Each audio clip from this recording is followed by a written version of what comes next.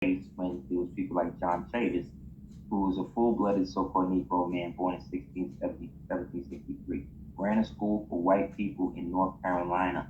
The rich sent their sons and daughters to him to be trained for entrance to the university.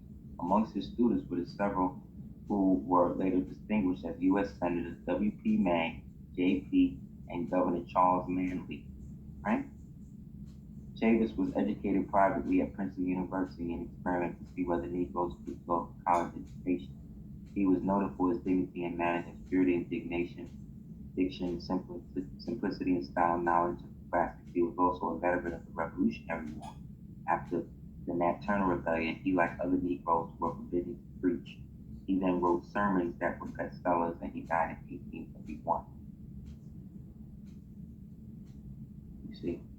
So what you have here is somebody who was a prisoner of the Revolutionary War, who was then brought over to the so-called Negro charity schools, meaning inducting these foreign people enough to give them education by which he could then prosper. Because the people who did that was right then. But then that's in contrast to this.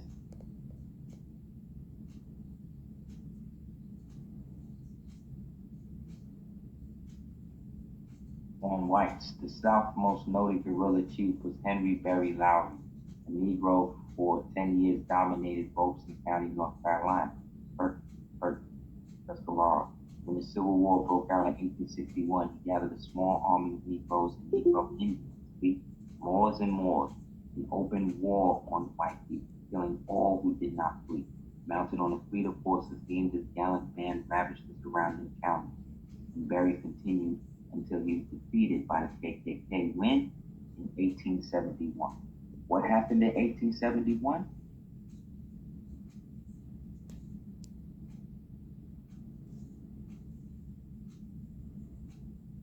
Yes, the act to create the United States, right? Where Rome now had official sway over the national politics of the country.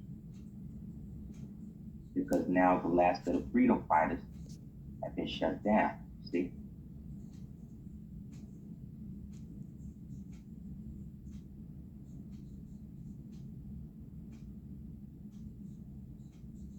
See? Which then laid the groundwork for this dude to employ the children. Because remember, the whites, or the whites were the people who were English born, whether they were English born over there or English born over here. The free whites were the Moors that were brought over here under the Transportation Act, along with the white slaves, who the Moors would work as indentures. The white slaves would work on the plantations in the tobacco field. See? So the free white person was anybody that wasn't Caucasian, considered Caucasian. But not Caucasian like Indian, Caucasian like Slavic white. That's why the definition in the Black law is so distinct. So these so-called white, free whites, who themselves were foreign born, but now they were the children, or they themselves were the ones who worked off their indenture being sent over here from England. Then after their indenture could do what they want, they can now petition to become part of the republic, or they can petition under the Sultan to get their nationality under him. Because if not, they would still technically be subjects of George, you see, and they would rather pay the Sultan or everybody else than pay him. See?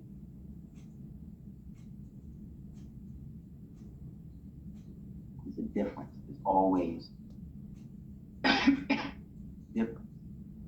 And what they do is switch the identity of the person, so you could be with somebody physically or whatever, and then because this person's in a bodysuit, you don't know that it's actually the opposite sex, or the thing of what you think it is, or who you think it is. And they think that that's a reality, and that just destroys the tenets of what reality is. So in some instances, it's good because it forces you to tune your senses enough to what's really going on. But at the other side, it's a constant barrage of literary, psychological information and propaganda being given to you with faces that look like yours. which then in real life forces you not to trust your real people, but the people you're looking at are not real. They don't really exist. They exist in your mind and your television. They don't exist in the physical world the way you and I exist, because they are from top to bottom manipulated. And any one of them that says that they're not is definitely down. Understand? So the white people that we're dealing with today are descended from these types of people.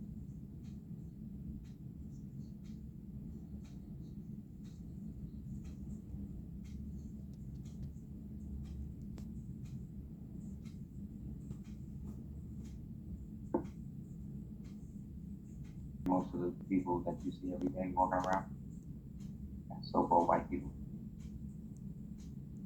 These are Slavic, so-called Indians.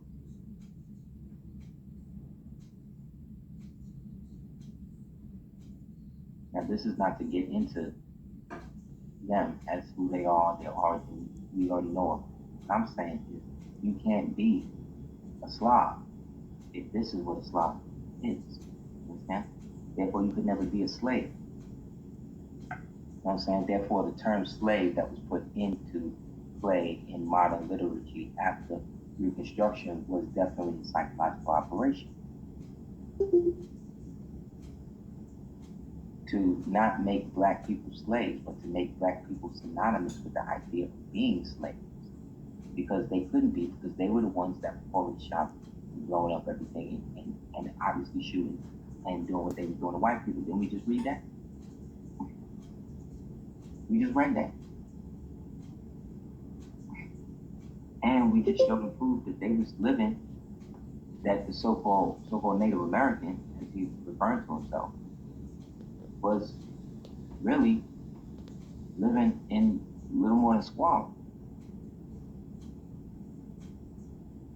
But we have evidence records in places like Tulsa, Oklahoma, the Wilmington race riots, where the black people actually owned the towns, built the buildings, did all of that. And these descendants of these people and the white people I just showed you came through and blew everything up.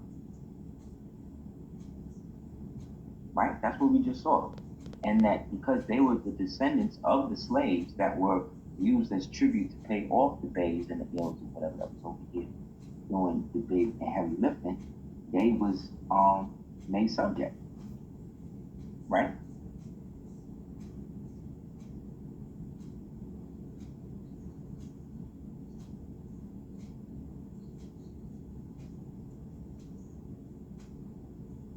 So when we read about the so-called subjugation of the Americas and all of that, all of that is fake. Like, how do they talk to us about it? Whatever. Like, we're better figuring it out for ourselves than having any of these guys. Because all of these guys, especially when they fight specifically against nationality, especially when they come out to be against. Like, I'm not against people who refer to themselves as Hebrews. I'm not against people who refer to themselves as black. I'm not against people who refer to themselves as Wapian or Hebrew or whatever. I'm not against anybody that calls themselves anything. All I'm saying is don't call me out my name and try to make me a part of something that I have to be in order to fit your argument, because that's the same thing that the trans people are doing. You want me to accept you as you are when you couldn't accept yourself as you were. And then you want to make laws to force me to do that? When I don't want to have nothing to do with you, then you want to create warped arguments that if I don't go out with one of you or one of them or whatever, that somehow something's wrong with me. No. No. They turned the whole thing against nationality because that's the last bastion, that's the last thing that they know people hold on to, man. You're not going to be able to stop people from having their culture.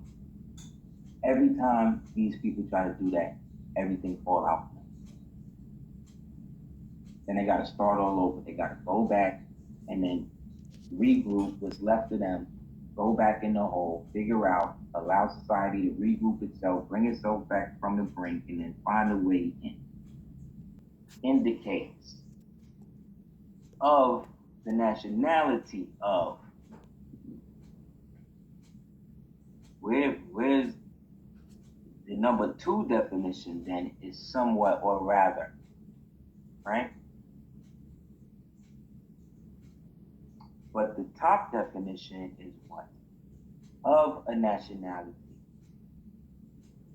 hence Moorish. Meaning then, by definition and usage, the term Moor represents a nation. Correct?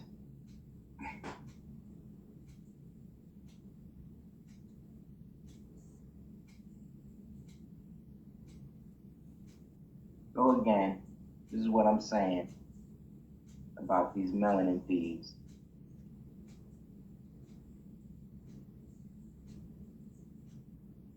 They trump up the stuff and make it look like they have the right to do what they're doing based upon them being obstructed and not realizing that this kidnapping of the original melanin blood has been coming for a long time.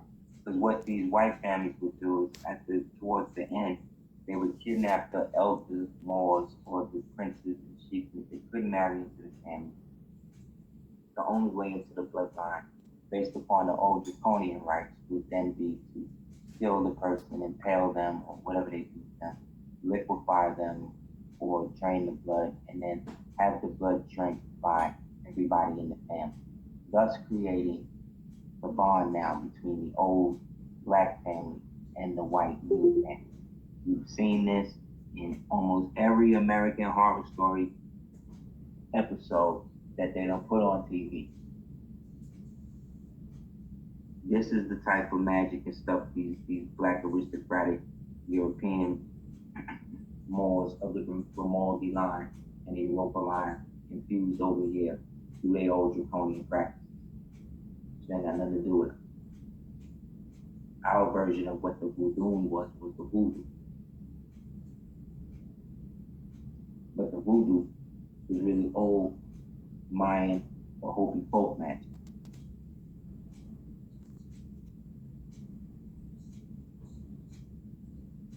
Get the book Queen Mu and the Egyptian Sphinx. It's another example of what I'm talking about.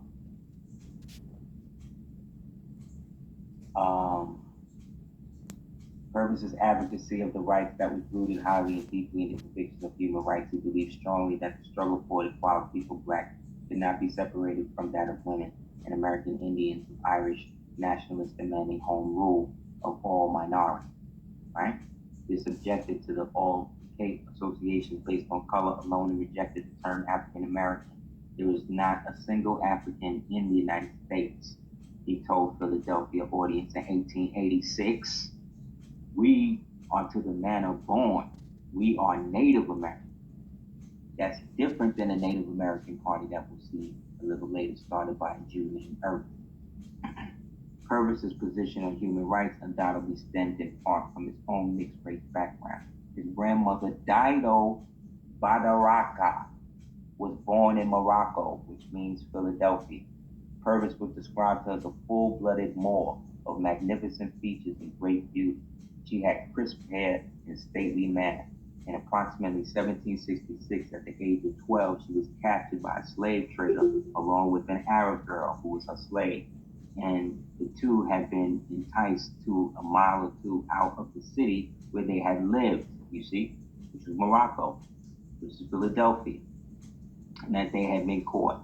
They were seized and loaded on the backs of camels and carried to the slave market on the coast, where they would be loaded onto a slave and transported to Charleston, South Carolina. Islam? Weren't camels indigenous to the United States up until Reconstruction? How did they get her on the boat? Did you see any mention of a boat taking her from wherever this camel place was to Charleston, North Carolina? Does anybody see that? No. What you see is somebody being taken from Morocco, which was Philadelphia, which we can prove by the CIA document, the CIA map of Morocco from their document, referring to it as that, which was Philly, which was where the original post office was, right? And they were seized and loaded on the backs of camels taken to Charleston. Dido, and remember, Dido was the founder of Carthage, right?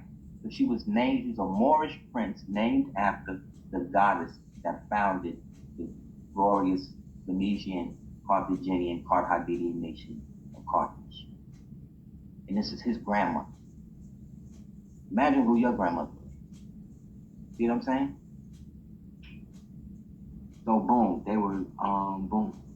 Dido was bought by a kind white woman named Day, or Deas, who educated her, treated her as a companion, and left instructions that she was to be freed when the woman died 9 years later, 1775. Look at that. Because you can't keep no Moors no slave on the books like that, because they was all at this time still paying money to the Sultan, right? Right. So anybody that was kidnapped was a Moor who was in the lands of Morocco, was being kidnapped and brought outside of that. That's why they brought it to the coast of Charleston. Right?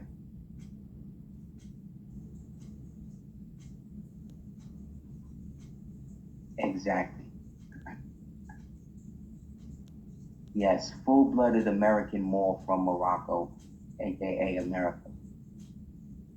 All of that is a result of this, because King Edward I of England was the first to expel the Roman Jew. The Roman Jew money doing in France, Holland, and Germany decided it would be poetic justice if they tried their planned revolutionary tactics in England first. They used their underground agents or cells to cause trouble between the king and his government, employees and labor, ruling class, and workers. That's just what they did with your man Trump, right? Church and state. The plotters injected controversial issues into politics and religion to divide people into two opposing camps, right? Happening right now, right? First, they divided the people of England into Catholics and Protestants. Then they divided the Protestants into conformists and non-conformists. When Charles I was brought into the disagreement of the Parliament of the Roman Jew, the money doomed the Holland named Manasseh ben Israel, a Moor, his contact Oliver Cromwell. They offered him a large sum of money if he would carry out their plan to overthrow the British throne. Manasseh ben Israel. Who is Manasseh ben Israel? He is one of the original so-called Moorish Jews of the Almohad dynasty that we just talked about in the beginning of the lecture. Remember those Moors who was ruling Almohad and they got kicked out by the Almoravids, right? Where do you think they went? Remember, 1751, the British Empire said all of those Moors displaced from that could come over there and work as British consuls and traders for them with impunity. See? All of these are black people we read about. He reorganized the Roundheads into a model army. He provided them with the best arms and equipment and money he could buy. Once the conspiracy was underway, hundreds of trained revolutionaries were smuggled into England and were absorbed into the Roman Jew underground. See? So the Roman Jews are the Jesuit-backed organizations today, you see, that fund these people that we see on the internet, based upon them being compromised through jail or however they were compromised at the outset of their coming into the public perception. You understand?